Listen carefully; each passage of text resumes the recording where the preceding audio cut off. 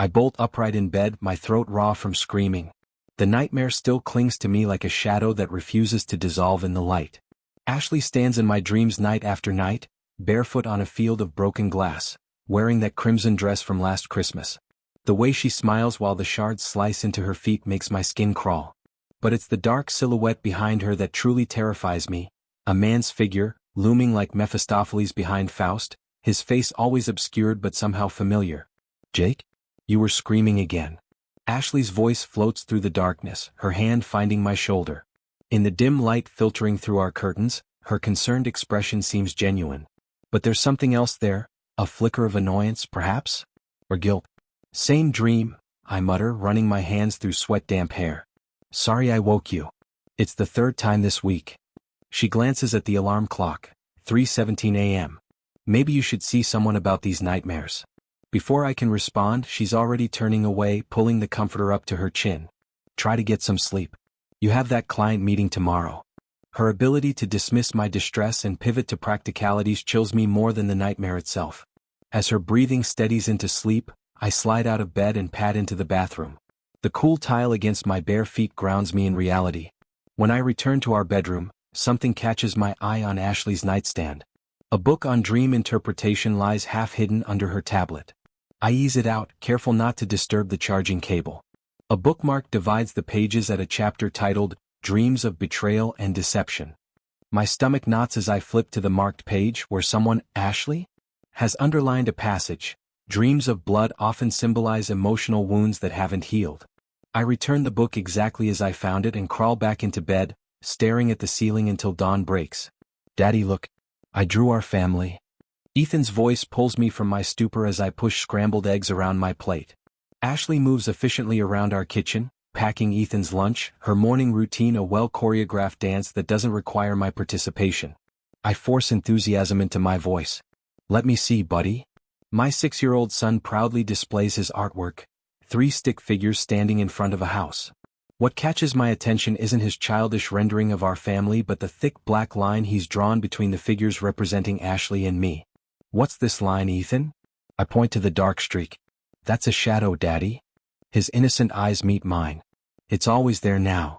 Ashley swoops in, admiring the drawing with exaggerated enthusiasm before I can respond. "This is wonderful, honey. Let's put it on the fridge." She shoots me a warning glance over Ethan's head. After dropping Ethan at school, I meet Mike for coffee, a ritual we've maintained since college. The cafe buzzes with morning energy that I can't seem to absorb. "You look like hell," Mike observes, sliding into the seat across from me. "Those nightmares again?" I nod, warming my hands around my mug. "They're getting more detailed. More real." Mike studies me with the practiced eye of a man who's known me for 20 years. "You know what my grandmother used to say about recurring dreams? That they're messages from your subconscious about things you're refusing to see in your waking life." So what's my subconscious trying to tell me?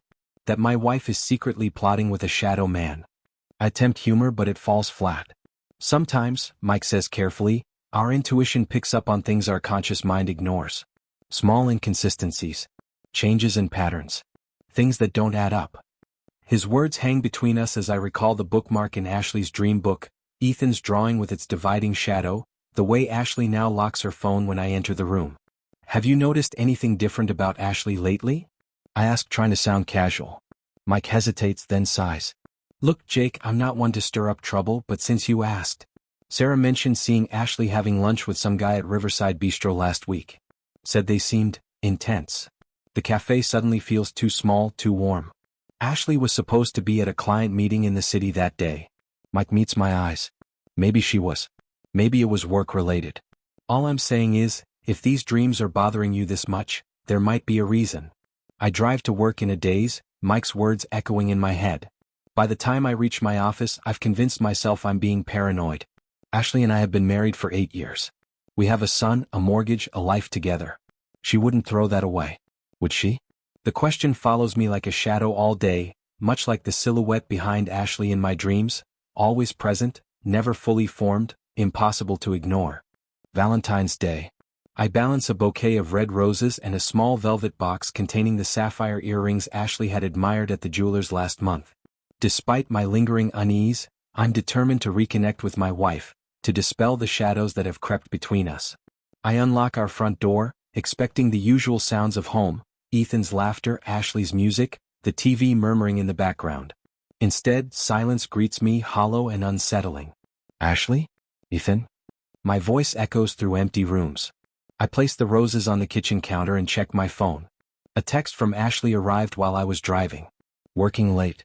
Huge presentation. Ethan with mom. Don't wait up. XO. The XO seems like an afterthought, tacked on to soften the disappointment. I sink onto a bar stool, the velvet box heavy in my pocket. So much for Valentine's Day. My phone buzzes with another message, this one from Mike. Drinks? Sarah's girls' night out too. I start to reply when I notice something on our dining table, a coffee mug with a lipstick smudge on the rim. Ashley rarely wears lipstick, and when she does, it's never this shade of deep burgundy. I pick up the mug, still half full of cold coffee. Next to where it sat, there's a receipt from the bakery down the street, timestamped 3 hours ago. Sure, meet you at Finnegan's in 30. The supermarket's fluorescent lights make everything look harsh and unforgiving, including Sarah's surprised expression when I round the corner with my cart. Jake. I didn't expect to see you here. Her eyes dart to the flowers and wine in my cart. Last-minute Valentine's shopping, I explain. I thought you were at girls' night with Ashley? Sarah's brow furrows. Girls' night? Ashley said she had a big presentation at work, but I assumed that was code for going out with you guys. Sarah shifts uncomfortably. That's strange. We actually canceled all meetings today due to that stomach bug going around the office. Half the staff is out sick. The floor seems to tilt beneath me. Maybe I misunderstood, I offer, though we both know I didn't. Sarah touches my arm gently. Jake, I'm sure there's an explanation. Of course, I say automatically, though my mind is already racing ahead, connecting dots I've been refusing to see. By the time Ashley's key turns in the lock at 9 that evening, I've had 3 whiskeys with Mike and pieced together a timeline that makes my stomach churn. The receipt, the lipstick, Sarah's confirmation of canceled meetings, none of it adds up to an innocent explanation. I sit in the dark living room, the only light coming from the muted TV. Ashley doesn't notice me at first. She kicks off her heels, drops her bag on the entry table, and runs a hand through her hair with a heavy sigh. Long presentation? My voice makes her jump. Jake. God, you scared me. She flips on the light, her smile too quick, too bright. Why are you sitting in the dark? I notice details with painful clarity. Her carefully applied makeup, a dress I've never seen before, the unfamiliar scent clinging to her. Not her usual perfume, something spicier. How was your presentation? I keep my voice casual. Exhausting. She slips off her coat. The clients were difficult, and then Tom wanted to go over everything again at Starbucks. At Starbucks. No, I mean in his office. The conference room. She heads for the kitchen, avoiding my eyes. Is there any wine open? I follow her. Funny, I ran into Sarah at the store. She mentioned all meetings were canceled today because of that stomach bug. Ashley freezes, then resumes rummaging in the refrigerator. Not our department. We were quarantined. Separate floor. Right. I pick up the mug with the lipstick stain. And this? Did your coffee wear lipstick to the quarantine meeting too? She glances at the mug, then away. That's. I had a colleague stop by earlier. Earlier when you were at your presentation? Before that. She grabs a wine glass. What's with the interrogation, Jake? I had a long day. So did I. I pull the receipt from my pocket, slide it across the counter. The Red Moon. Dinner for 2. Champagne. Her face pales beneath her makeup. You're. What, checking the trash now? Following me? The receipt was on the table, Ashley. Next to your lipstick-stained mug from a colleague who stopped by while you were supposedly at work. You're being paranoid. Her voice rises. What's next, a GPS tracker on my car? Who's Eric Denvers? The name drops like a stone between us. Ashley's hand trembles slightly, wine sloshing in her glass. I don't know what you're. A letter came today. I pull the bank envelope from my back pocket. From First National. Apparently, there was an attempt to open a joint account for Ashley Ward and Eric Denvers. They apologized for sending it to our home address instead of your work email. Ashley's face transforms, her features hardening into something I barely recognize. You opened my mail? It had both our names on it. I thought it was for our joint account. She sets down her glass with deliberate care. You know what? I don't need this after the day I've had. I'm going to shower. As she turns to leave, I ask quietly, Is there something you want to tell me, Ashley? She pauses, her back to me. For a moment, I think she might confess, might offer some explanation that could begin to heal the fracture widening between us. Instead she says, yes. Your paranoia is getting out of control.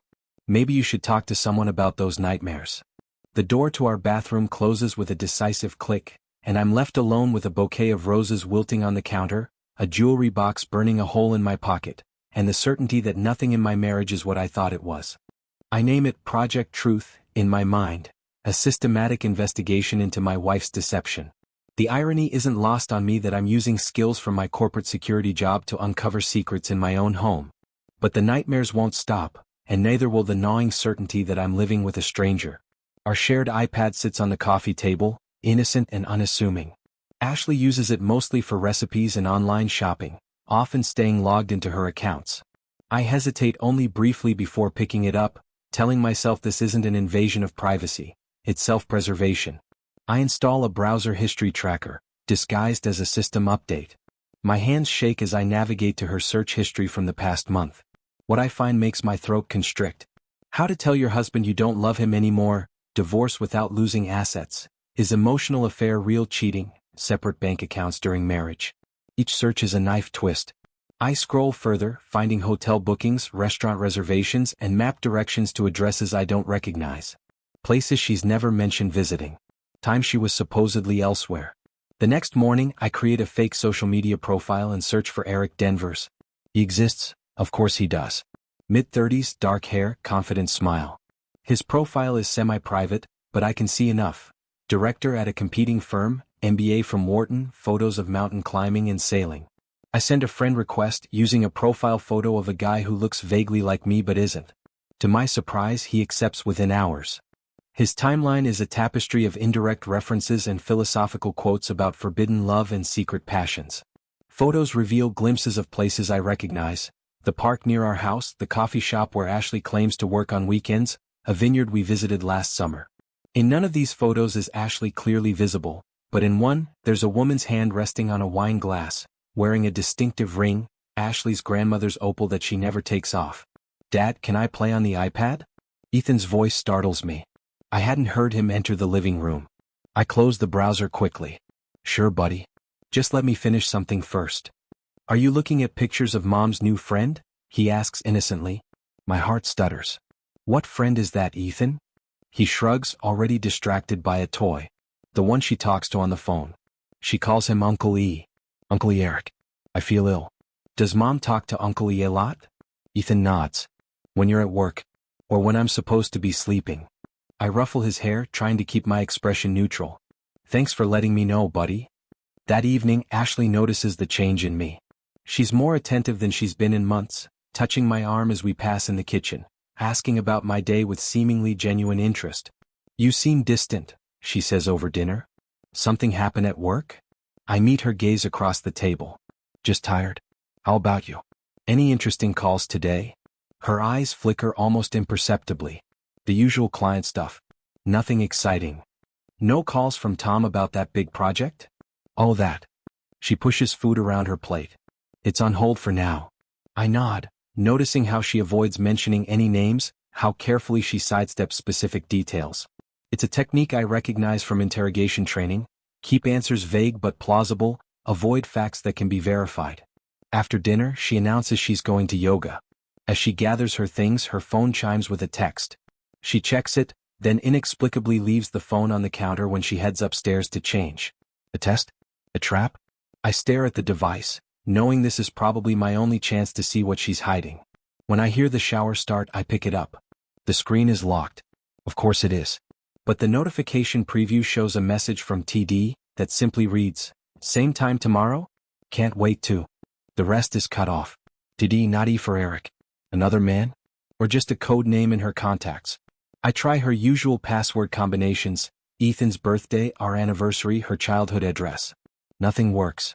I notice an app one don't recognize, seemingly innocent, labeled Notes Plus, but requiring a separate password. A secure messaging app disguised as something mundane. Professional-grade deception. By the time Ashley comes downstairs in her yoga outfit, I've replaced the phone exactly where she left it. She picks it up casually, tucks it into her bag with practiced nonchalance. "Don't wait up," she says, kissing my cheek. "Class might run late and then a few of us might grab a drink." I smile, the expression feeling foreign on my face. "Have fun." As soon as her car pulls away, I call Ethan's pediatrician. His quarterly checkup was yesterday, and something has been bothering me about it. "Dr. Miller, thanks for taking my call. Quick question. Did Ethan mention anything unusual during his visit? He seems a bit withdrawn lately." The doctor pauses. "Actually, I was going to call you. Ethan drew some concerning pictures during our session. Children often express emotional stress through art, even when they don't show obvious signs of distress." "What kind of pictures?" My mouth goes dry. A house divided in half by a dark line. Figures standing on opposite sides. Her voice softens. "Mr. Ward, children are incredibly perceptive. They sense tension even when parents don't openly argue. If you and your wife are going through a difficult time." "Thank you, doctor. We'll address it." After hanging up, I stand in the silent kitchen, surrounded by evidence of a life unraveling. A family calendar filled with activities and appointments, photographs of smiling faces on vacation, Ethan's artwork on the refrigerator door showing a house split in two. Digital ghosts haunt every corner of my home, echoes of betrayal encoded in search histories and hidden apps, in mysterious phone calls and unexplained absences. In my son's drawings. I open my laptop and create a new folder labeled Insurance. Project Truth has moved beyond investigation. It's time to gather evidence. I stare at the email confirming my 3-day business trip to Chicago, cursor hovering over the cancel button. 4 weeks, I've been piecing together Ashley's deceptions. A mosaic of lies that forms a picture I still don't want to see clearly.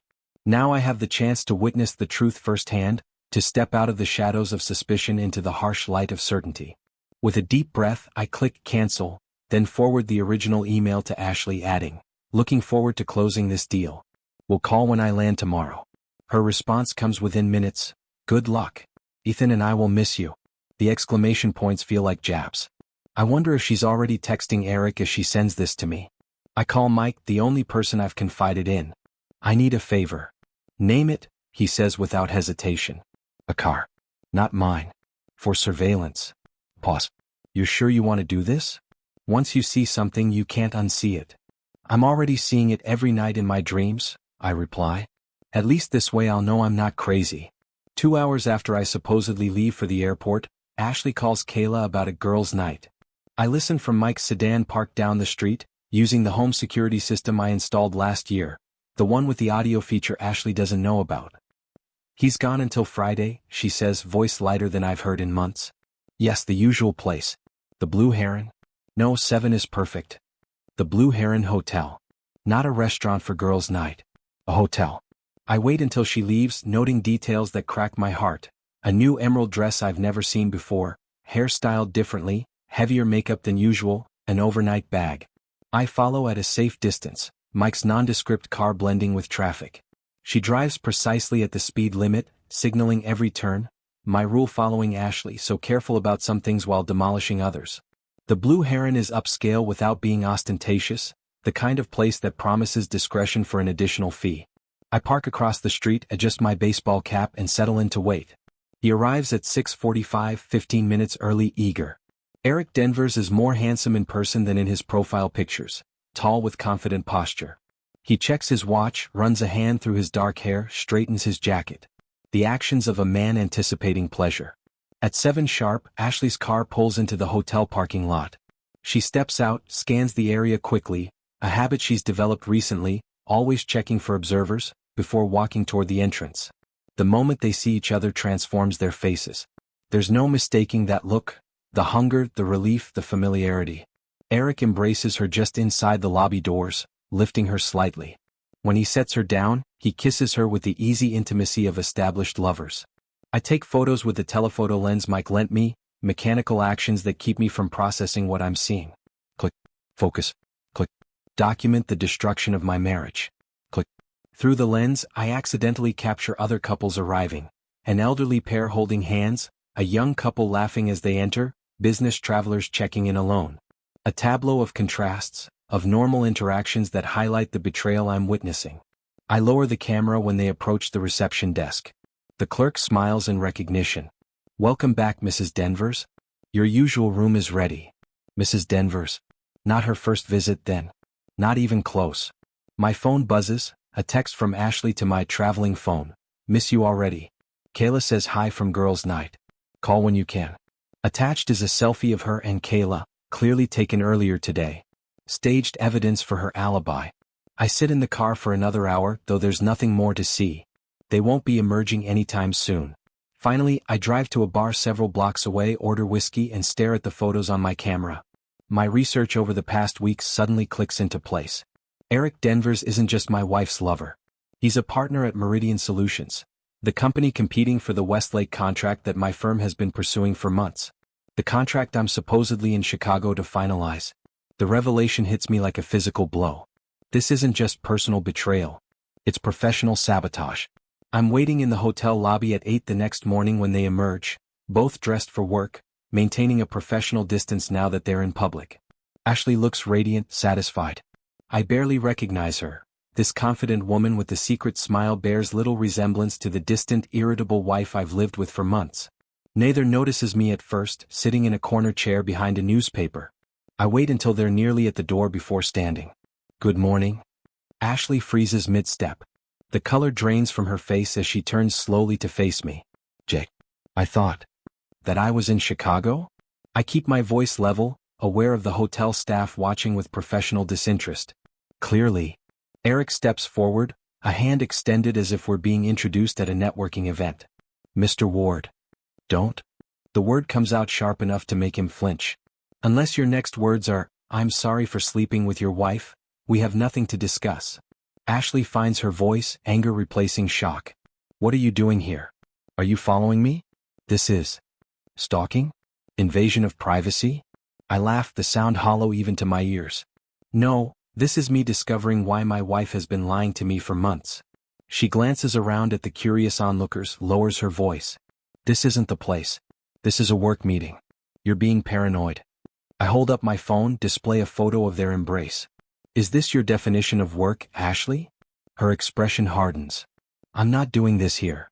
No, I agree, suddenly exhausted. We'll do it at home. With lawyers. As I turn to leave, I catch Eric's expression. Not guilt or anger, but calculation. The look of a man assessing damage and planning containment.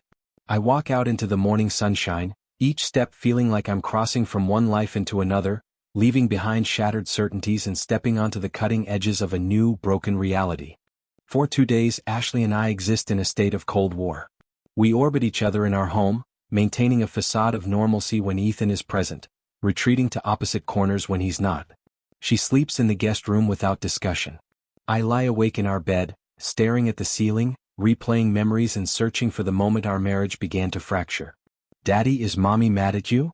Ethan asks during breakfast on the 3rd day, his small face serious as he pushes cereal around his bowl.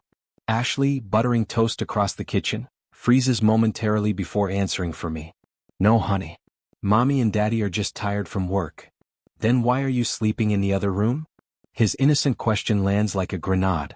I meet Ashley's eyes over our son's head, a silent communication passing between us despite everything. We won't drag him into this. Not yet.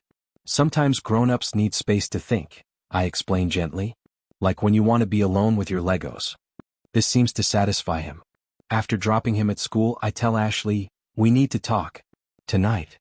She nods, suddenly looking exhausted. I know. When I return from work, Ashley is waiting in the living room. Ethan is at her mother's for the night. The stage is set for the conversation neither of us wants to have. I made a mistake, she begins, eyes fixed on her clasped hands. A terrible lapse in judgment. A lapse. I repeat. The hotel clerk called you Mrs. Denvers. That doesn't sound like a lapse to me. She winces. It started as nothing. Harmless flirtation. I never meant for it to go this far. How far is this far, exactly? I ask, though I already know. It was just physical at first, she admits, voice small. A fantasy. An escape from routine. But then. Then what? It got complicated. She looks up, tears welling. But it doesn't mean anything, Jake. Eric is just a fantasy. A mistake. You and Ethan are my real life.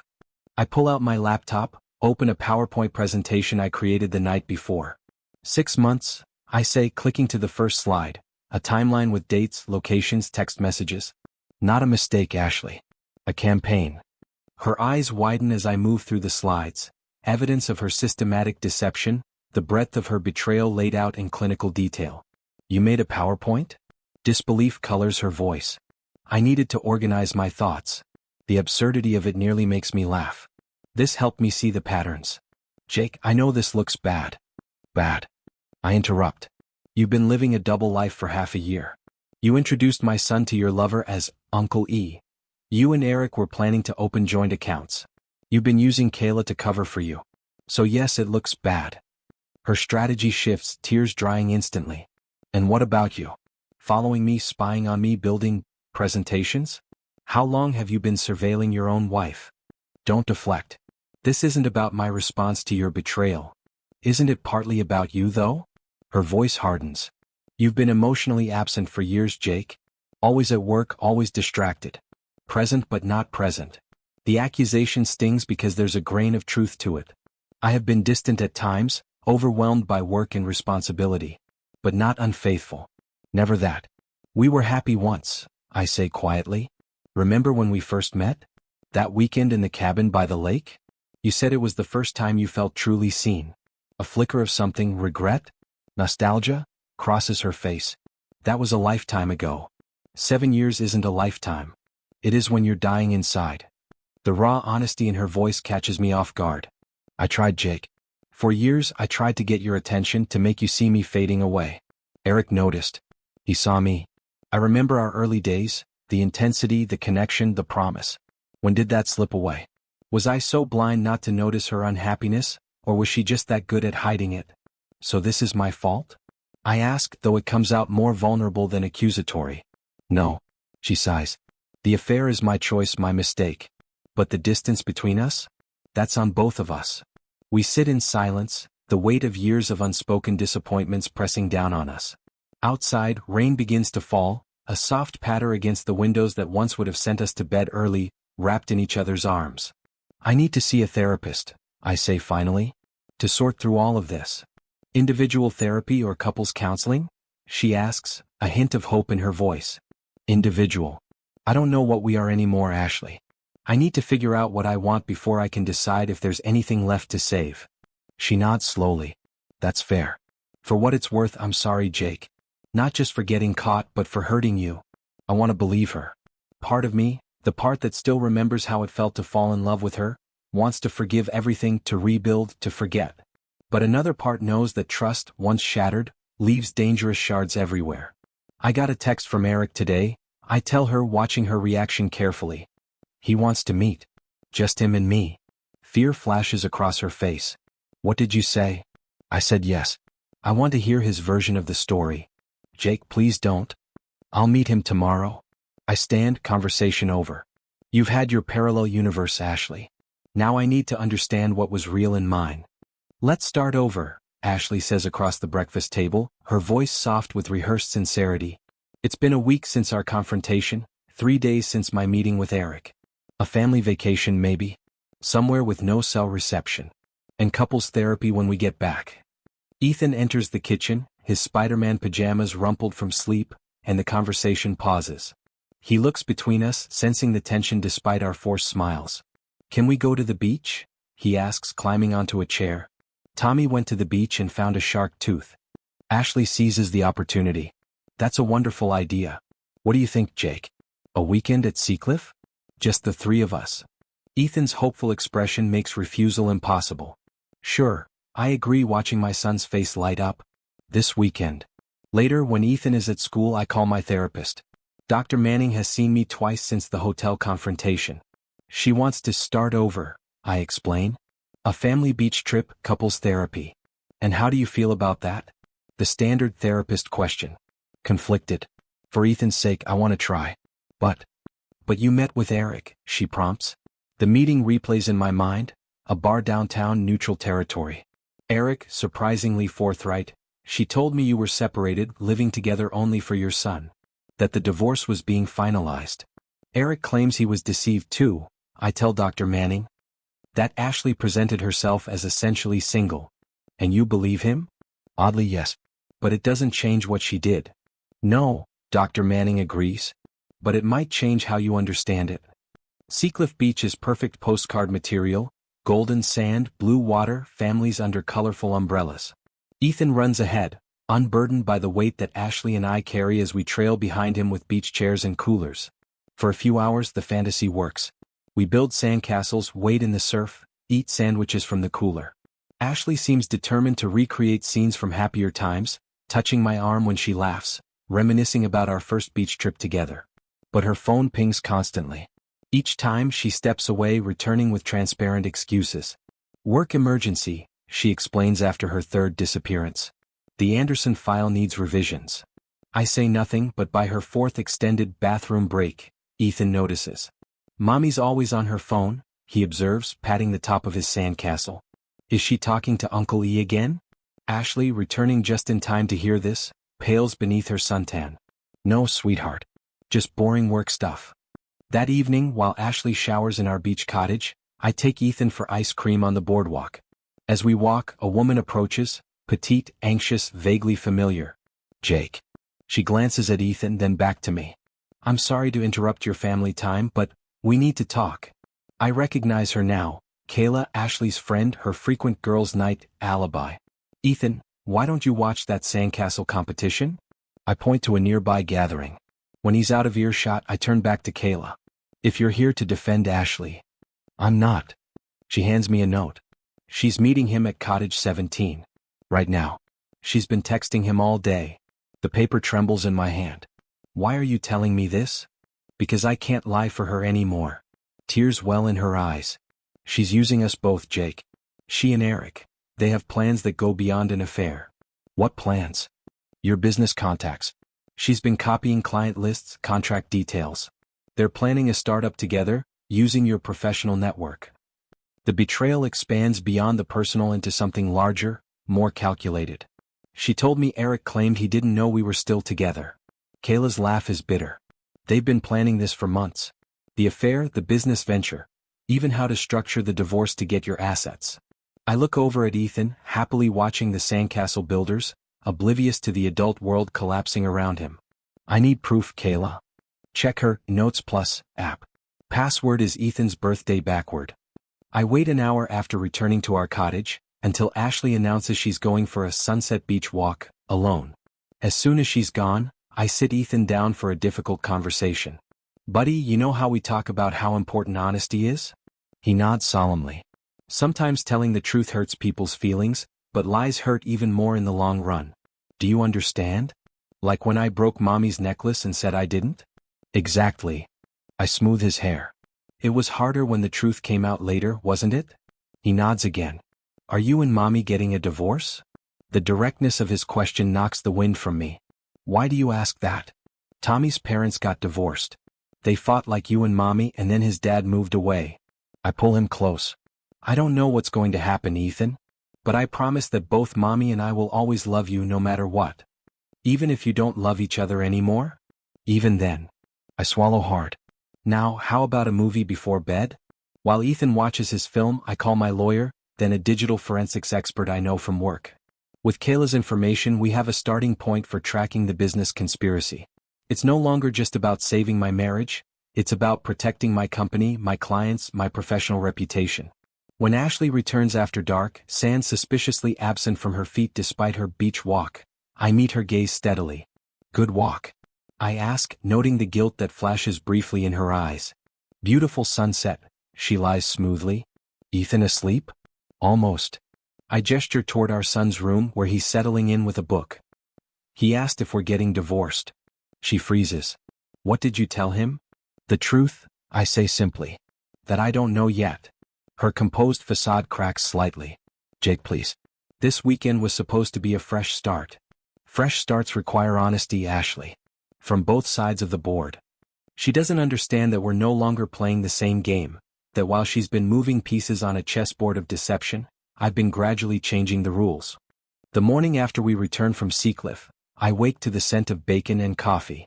Ashley stands at the stove, hair pulled back, wearing the faded University of Michigan sweatshirt I bought her when we first started dating. She turns, smiling as if the beach confrontation never happened. Good morning, she says, flipping pancakes with practiced ease. I thought we could use a proper breakfast. I watch her warily, this new version of Ashley who has appeared overnight. The perfect wife, cooking my favorite breakfast, humming the song from our first dance at our wedding. What's the occasion? I ask, pouring coffee. No occasion. She slides blueberry pancakes onto a plate. My favorite. I've been thinking about what you said. About honesty and fresh starts. Over the next week, this ideal wife performance continues. Ashley prepares elaborate dinners, initiates intimacy I carefully avoid, leaves love notes in my briefcase. She suggests date nights, brings up fond memories, asks about my day with what seems like genuine interest.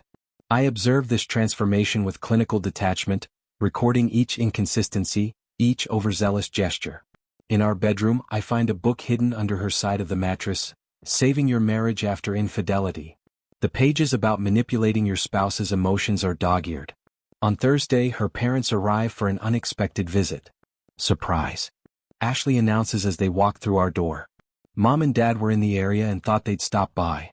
Robert and Judith Hudson embrace me warmly, clearly oblivious to the civil war being waged in their daughter's marriage. As Ashley gives them a house tour, Judith whispers, "She seems so happy, Jake. Whatever you're doing, keep it up." The irony nearly makes me laugh. During dinner, Ashley maintains her performance, touching my hand, laughing at my jokes, referencing future plans as if they're certain. Next summer, Jake and I are thinking about that Alaska cruise we've always talked about, she tells her parents. I play along, fascinated by the extent of her deception. These aren't just lies to cover an affair. This is an elaborate construction of an alternate reality where our marriage isn't disintegrating. Later, after her parents are settled in the guest room, forcing Ashley to share our bedroom again, I find her in the bathroom, staring at her reflection, her expression utterly blank until she notices me watching. Instantly, the loving wife mask snaps back into place. "I'm so happy they came," she says brightly. Too brightly. But that night, when she thinks I'm asleep, I hear her muffled sobs from her side of the bed, followed by angry whispers into her phone in the bathroom. "He's not responding. I'm trying everything. You said this would work." The next morning, I notice her taking pills from an unmarked bottle. When she leaves for work, I check the bathroom cabinet and find 3 prescription bottles hidden behind towels. Antidepressants, anti-anxiety medication, and sleeping pills. All with years-old dates. How long has Ashley been medicating herself? How have I not noticed? I call her sister Rebecca, the only member of Ashley's family I've always trusted. "Jake," she says when I explain what I've found. "Ashley's been on medication since college." "You didn't know?" "She never told me." Rebecca sighs. "That's Ashley. Perfect on the outside, chaos inside. She's always been like this. Even as a kid, she'd rather break something herself than risk someone else finding a flaw in it." Break something herself? The phrasing catches my attention. It's her pattern. When she feels like she's losing control, she accelerates the destruction. She'd rather be the one holding the hammer. The insight illuminates Ashley's recent behavior, the intensified affair just as I was starting to notice, the increasingly reckless lies when confronted with evidence. She's not trying to save our marriage, she's trying to control its demolition. When I arrive at the attorney's office on Monday, Ashley is surprisingly calm. She sits across from me in the conference room, beside her own lawyer, a sharp-featured woman whose reputation for aggressive divorces precedes her. "We can make this easy," my attorney begins, or... Ashley's phone rings. She glances at it, then stands abruptly. "I need to take this." Minutes pass. My attorney checks his watch. This is unusual. The conference room door bursts open. A paramedic rushes in. "Mr. Ward? Your wife has collapsed in the lobby. She's asking for you." I find Ashley on a lobby bench, surrounded by medical personnel, looking pale but remarkably composed for someone who supposedly just collapsed. "Jake," she whispers, reaching for my hand with a trembling one of her own. "I'm so sorry. The stress. I thought I could handle it." The paramedic turns to me. She says she took some pills. "We need to get her to the hospital for evaluation." As they wheel her out, Ashley's attorney appears at my side. "Perhaps we should postpone today's meeting. Given the circumstances." Only later, speaking privately with the ER doctor, do I learn the truth. "Between us," the doctor says quietly, "the dosage she took wasn't dangerous. It was calculated, enough to cause symptoms but not enough to do real harm. We see this sometimes in situations of high conflict." "A cry for help?" I suggest. He chooses his words carefully. More like a demonstration. She wanted to be found. Wanted to be saved. That night, after Ashley is released with a referral to a psychiatrist, I search our home office while she sleeps. In a locked drawer, I find what I've suspected, a hidden camera, small and sophisticated, positioned to record our bedroom. Checking its footage reveals weeks of recordings, carefully edited to include only moments that, taken out of context, could suggest emotional abuse on my part. Standing before our bedroom mirror, watching Ashley sleep in its reflection, I finally understand what we've become. Two people wearing masks for different audiences, performing different versions of the same collapsing story. I wonder which version Ethan believes. The envelope sits on my desk like a live grenade, cream-colored legal stationery, the return address for Winters and Associates Family Law. I already know what's inside. The secretary warned me when she called. Mr. Ward, Mrs. Ward has filed for divorce. The papers will be delivered today. What I don't expect are the allegations. Emotional abuse. Financial control.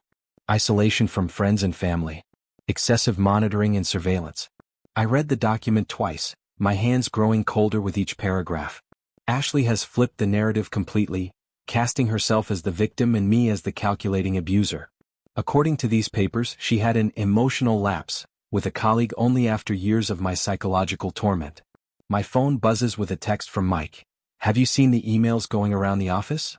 I haven't checked my work account since meeting with my attorney this morning.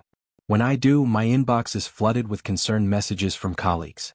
Anonymous emails have been sent throughout the company questioning my mental stability and suggesting I've been engaging in aggressive behaviors that raise serious concerns about my leadership. The timing is impeccable, the day after I secured the Westlake contract that Eric's firm was competing for. She's playing the victim card, my attorney explains when I forward him the divorce filing. It's a common strategy when the infidelity is undeniable. Change the conversation from her betrayal to your alleged abuse. But there was no abuse, I protest. We can prove that. It's not about proof at this stage. It's about perception. These allegations alone can damage your reputation, your career, your relationship with your son. As if on cue, Ethan's school calls. The principal wants to meet with me regarding concerning comments Ethan has made to his teacher. When I arrive, a social worker is present. Standard protocol, she explains, when there are allegations of domestic issues. Ethan drew this during art therapy yesterday, the social worker says, sliding a paper across the table. The drawing shows a house split in two, one half sunny, one half dark. A small figure stands in the middle, arms stretched toward both sides. He said the dark side is where Daddy lives inside now, she explains. Can you help us understand what he might mean by that? I study my son's artwork, recognizing the perceptiveness behind his childish strokes. He's not wrong. Part of me has gone dark. The trusting part, the part that believed in the foundation we'd built together. My wife and I are separating, I say carefully. Ethan is aware of the tension, though we've tried to shield him from the details. The social worker's expression remains neutral. Mrs. Ward has indicated there might be anger issues at home. And there it is, Ashley has gotten to them first, seeding her narrative before I could even know a meeting was happening. I assemble my team like a general preparing for war. Caroline Hayes, divorce attorney with a reputation for ruthless efficiency. Michael Dawson, financial forensic expert. Dr. Eliza Cohen, child psychologist specializing in high-conflict divorces. We need to be strategic, Caroline advises.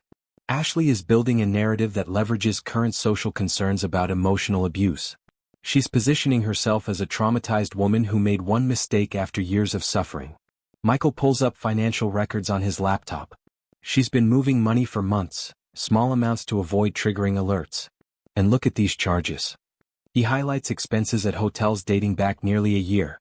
The affair has been going on much longer than 6 months. Dr. Cohen reviews Ethan's school reports and my recordings of Ashley's interactions with him. There's no indication of parental alienation yet, but these situations can escalate quickly. Children become pawns.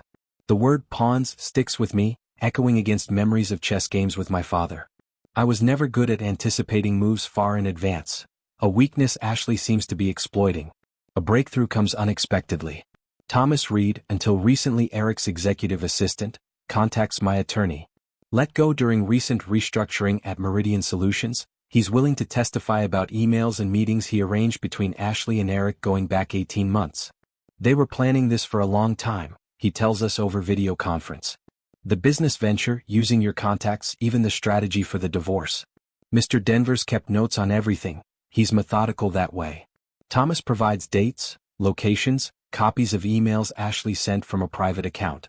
She referred to it as Operation Freedom in their communications, he adds. Very calculated. Meanwhile, Michael discovers offshore accounts in the Cayman Islands with Ashley's name, accounts funded by regular transfers from an LLC registered to Eric. When Ethan has his evaluation with Dr. Cohen, her report validates what I felt all along. The child expresses fear not of his father but of the instability in his home environment. His drawings consistently show him trying to bridge two worlds, not escaping from one. The final piece falls into place when Ashley's mother calls me, asking to meet privately. I've seen this before, Judith says over coffee, her eyes tired with recognition. Ashley's father and I, our divorce was similar. She's repeating patterns, Jake. The same manipulation, the same victim narrative. She slides an envelope across the table. These are letters Ashley wrote during our divorce, talking about her strategies, her plans to make Dad pay. I couldn't see it then. I was too close. I stare at the envelope, understanding the courage it took for Judith to share this, to choose truth over loyalty to her daughter. Why are you showing me this? Because Ethan deserves better than to grow up in a web of lies. Her voice breaks slightly. And because Ashley needs consequences if she's ever going to get real help. I leave our meeting with a strange sense of calm. The castle of paper Ashley has constructed, legal filings, fabricated emails, manipulated narratives, looms impressive from a distance. But paper burns easily when exposed to the right kind of light. Court is scheduled for next week. For the first time since finding that lipstick-stained mug months ago, I feel ready for what comes next. Our small-town courthouse looks more like a library than a battleground, with its red brick facade and white columns. But as I walk up the steps, camera flashes blind me momentarily. Local reporters thrust microphones toward my face, shouting questions about emotional abuse allegations and workplace harassment. Mr. Ward, how do you respond to accusations that you monitored your wife's movements? Is it true you installed surveillance in your family home? Caroline, my attorney, shields me through the gauntlet. No comment. Please respect the legal process. The story has become the talk of our community, with whispered conversations stopping when I enter local shops, sympathetic or suspicious glances following me through the grocery store. The town has divided into factions, Team Jake versus Team Ashley, as if our disintegrating marriage is a spectator sport. Inside the courtroom, I see Ashley for the first time in weeks. She sits beside her attorney, wearing a conservative navy dress, her hair pulled back in a modest chignon, the picture of a dignified woman wronged. My breath catches when I notice the dark bruise beneath her left eye, partially concealed with makeup but still visible. Did you see? I whisper to Caroline. The bruise? Yes. And we're prepared for it. Her confidence steadies me as we take our places. Judge Harmon, a stern woman in her 60s with a reputation for cutting through drama, enters. The proceedings begin with opening statements that frame two entirely different marriages. In Ashley's version, I'm a controlling, emotionally abusive husband who drove her to seek comfort elsewhere. In mine, she's a calculating deceiver who orchestrated both an affair and a business conspiracy. Ashley takes the stand first, her voice trembling as she describes a marriage of isolation and control. He tracked my movements, monitored my phone, questioned my friendships. She testifies, her eyes downcast. When I finally found someone who valued my thoughts, who treated me as an equal, I made a terrible mistake. In my desperation for connection, I betrayed my vows. When asked about the bruise, she hesitates dramatically. I'd rather not discuss it. I don't want to make things worse for Ethan. The implication hangs in the air, poisonous and unspoken. Caroline's cross-examination is surgical. Mrs. Ward, when did you first meet Eric Denvers? About 8 months ago at a business conference. And these offshore accounts in the Cayman Islands? When were they established? Ashley's composure slips slightly. I'm not aware of any offshore accounts. Caroline produces bank records. Your signature appears on these documents from 14 months ago, before you claim to have met Mr. Denvers. The pattern continues, Caroline methodically dismantling Ashley's timeline, exposing contradictions between her testimony and documented evidence. When Caroline introduces the video footage from our home security system showing Ashley applying makeup to create the bruise beneath her eye, whispers erupt throughout the courtroom. Ashley's attorney objects, but Judge Harmon reviews the footage carefully before allowing it. The court is interested in truth, counselor, not theater. The most damaging testimony comes from an unexpected source. Eric Denvers, subpoenaed as a witness, was expected to support Ashley's version of events. Instead, he appears without his attorney, looking haggard and defeated. Mr. Denvers, what was the nature of your relationship with Ashley Ward? Caroline asks. He glances at Ashley, who stares back with a look I recognize, cold calculation behind the facade of vulnerability. It began as a business arrangement, he testifies. We identified mutual benefits in sharing industry information. The personal relationship developed later. And was Mr. Ward aware of this arrangement? No. Ashley specifically said he couldn't know. She said it would complicate the eventual separation of assets. Ashley's attorney attempts damage control, suggesting Eric is testifying against Ashley out of spite after a lover's quarrel, but the damage is done. The testimony that silences the courtroom comes from Dr. Levine, Ashley's longtime psychiatrist. Initially reluctant to testify due to patient confidentiality, she was compelled by subpoena after Ashley claimed emotional distress. In my professional opinion, Dr. Levine states carefully, Mrs. Ward displays consistent patterns aligned with narcissistic personality disorder. This can manifest as a sense of entitlement, manipulative behavior, and difficulty accepting responsibility for actions. Would this condition explain the behavior described in this case? Caroline asks. A person with this disorder might create elaborate narratives to avoid accountability, yes. They might also genuinely believe these narratives, despite evidence to the contrary. The final blow comes when Caroline plays the recording Kayla provided, Ashley's voice clear as she says, Jake never did anything. But I'll make everyone think he did. It's not hard to be a victim these days, especially for a woman. Ashley rises from her seat, face contorted with rage. You all conspired against me. He paid you off, didn't he? All of you. Mrs. Ward, control yourself, Judge Harmon warns. You don't understand what he's like behind closed doors. Ashley shouts, her carefully constructed mask crumbling entirely.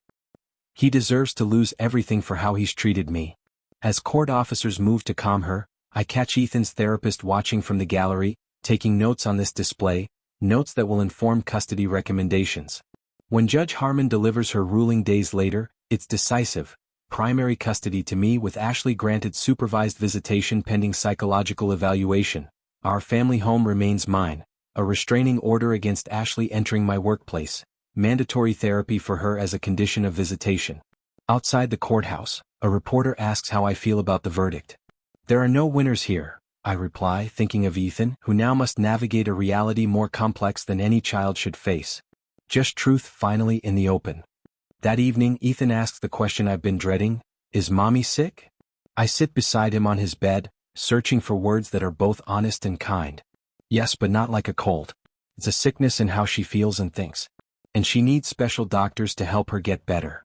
Will she get better? I hope so, buddy. I smooth his hair back from his forehead. I really hope so. 1 year after the divorce, Ethan and I stand in our backyard, watching autumn leaves spiral down from the maple tree we planted when we moved in. The landscape of our lives has changed completely since then, familiar territory rearranged into something new, something we're still learning to navigate. Dad, can we do it today? Ethan asks, bouncing slightly on his toes. At 7, he's grown taller, his face losing some of its baby roundness. The shadows that once haunted his eyes have lightened, though they haven't disappeared entirely. If you're sure you're ready, I answer, watching him carefully. He nods with the solemn certainty that children sometimes possess. I'm ready. Inside, we gather our supplies, the wedding photograph in its silver frame, a hammer wrapped in cloth to muffle the sound, protective gloves, and the craft supplies we've prepared for what comes after. We spread a tarp on the garage floor and place the photograph in the center. Remember, the point isn't destruction, I remind him gently. It's transformation. Together, we remove the wedding photo from its frame. I hold it one last time, Ashley and me on our wedding day, faces alight with hope and promise, unaware of the fractures that would eventually split us apart. With deliberate care, I place it back in the frame, face down. Ready? I ask Ethan. He nods and I hand him the cloth-wrapped hammer. Just once, right in the middle. He brings the hammer down with surprising force. The glass shatters with a muffled crack, silver frame buckling slightly at the impact. We carefully open the frame, remove the photo, and set it aside. Now for the next part, I say, and we begin collecting the larger glass shards, arranging them on the new frame we've prepared, a plain wooden one waiting to be transformed. For the next hour, we work side by side, gluing the broken pieces into a mosaic pattern around the edges of the frame. Into this new creation we place a photograph taken last week. Ethan, me and Max, the golden retriever puppy we adopted from the shelter 3 months ago. It's like the broken parts are still there, Ethan observes, but they're making something new and pretty instead of just being broken. That's exactly right, I tell him, struck by his insight. That's exactly what we're doing. Later that evening, after Ethan is asleep, I sit on the porch with a glass of bourbon, reading the letter that arrived yesterday, the third from Ashley since she began her intensive therapy program. Jake. My therapist suggests writing to you as part of my recovery, though she's clear these letters are for me, not for forgiveness I haven't earned. I'm learning to see myself clearly for the first time, the patterns, the lies I told myself, the damage I've done. I understand now that I was looking for external solutions to internal problems. No relationship, no affair, no revenge could fix what was broken inside me. I blamed you for not filling a void that was never yours to fill. I don't expect or deserve forgiveness. I only hope that someday Ethan might understand that my failings weren't his fault. That despite everything, my love for him was real, even when I was incapable of showing it properly. Ashley. I fold the letter and return it to its envelope, neither answering nor discarding it. Each letter shows incremental progress, less blame, more accountability. Whether it's genuine growth or another performance is impossible to know from a distance, and I've learned the value of that distance. My phone buzzes with a text from Mike. Support group tomorrow night? I'll be there, I reply. The men's group has been unexpectedly healing. 10 of us who've experienced similar betrayals, sharing stories and strategies for rebuilding. We're a reminder to each other that these wounds, while deep, aren't unique or terminal. In a twist I never anticipated, I run into Eric Denvers at a coffee shop downtown the following week. He looks haggard, the confident businessman replaced by someone haunted and diminished. Jake, he acknowledges, hesitating by my table. I gesture to the empty chair across from me, curious despite myself. I owe you an apology, he says after sitting. Though I know it's worth nothing. What happened? After the trial? His laugh is hollow. Ashley happened. She moved on to me after you. Same patterns, same accusations when I finally saw through them. He rubs his face wearily. You tried to warn me that day at the hotel. I should have listened. I feel an unexpected pang of sympathy for this man who was both co-conspirator and victim in Ashley's elaborate game. She's getting help now, I offer, though I make no promises about its effectiveness. Too late for some of us. He rises to leave, then pauses. Your son, is he okay? He's getting there, I answer truthfully. We both are. Spring arrives, bringing with it Ethan's art show at school. His teacher has pulled me aside, marveling at the transformation in his work. The dark, divided houses replaced by vibrant landscapes, the shadowy figures giving way to colorful people with detailed expressions. I've found my own form of expression in the workshops I now lead for the community center, recognizing emotional manipulation and rebuilding after betrayal. Turning my experience into something that might help others has been unexpectedly healing. At night, my dreams have evolved. I still occasionally see Ashley standing on a field of broken glass, but I'm no longer alone watching her. Ethan stands beside me, his small hand in mine, and together we turn away from that image, walking toward something brighter. The nightmares haven't disappeared completely. Some wounds leave permanent scars, but they've lost their power to terrify. The broken glass that once cut so deeply has been transformed, piece by jagged piece, into something new. Not flawless or perfect, but authentic and strong, catching the light in ways that only broken things can.